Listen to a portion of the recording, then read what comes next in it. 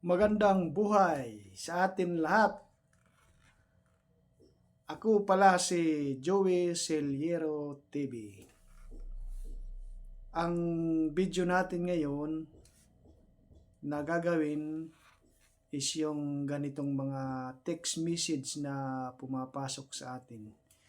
Yung ganito, yung nasa screen. Madalas din ba kayo makareceive ng ganitong mga text, yung mga Arabic ang nakasulat? Siyempre, Pilipino tayo, hindi natin mababasa kung anong nakasulat dyan. Yun ang gagawin kong tutorial ngayon. Kung papaano natin mababasa ang ganitong mga text na nakasulat in Arabic. Madali lang yan. I-press lang po natin yung text, ilong press lang po natin, tapos click copy. I-copy po natin, i-copy. Ayan, pag nakaka-copy na po tayo, back na po tayo. Back po tayo. Tapos punta tayo sa ating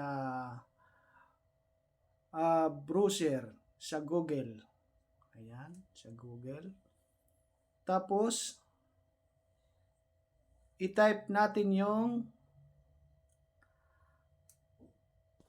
Arabic to English translation. Ayan, dahil mayroon na ako, i-click ko na lang to. Ito ang itatype nyo, Arabic to English translation. I-click po natin yan. Tapos, ibalik lang natin to. Tapos, ayan, ganito na po ang lalabas. Dito sa enter text, ilong press lang po natin yan. Ayan. Tapos, may nakalabas na paste. I-click lang po natin yung paste. Tapos, ayan, nandyan na, nakalagay niya. Nakalagay na siya in English. Ayan. Dito sa baba. Ayan, ganyan po ang ibig niyang sabihin. Yan po ang nakasulat sa text message na Arabic. Forecast from the National Center of Meteorology indicate that rain, God willing, may ulan daw na darating. Ayan, ganyan lang po kadali para mabasa natin kung anong nakasulat sa ating mga text message. Ganyan lang po kadali. Kung hindi nyo pa rin naintindihan yung English, pwede natin ilagay yan sa Tagalog, Pilipino. I-click lang po natin yung nasa kanan na English. Yan, pili lang po tayo dyan. Pili lang po tayo dyan. Ayan, may Pilipino. Ayan, Pilipino.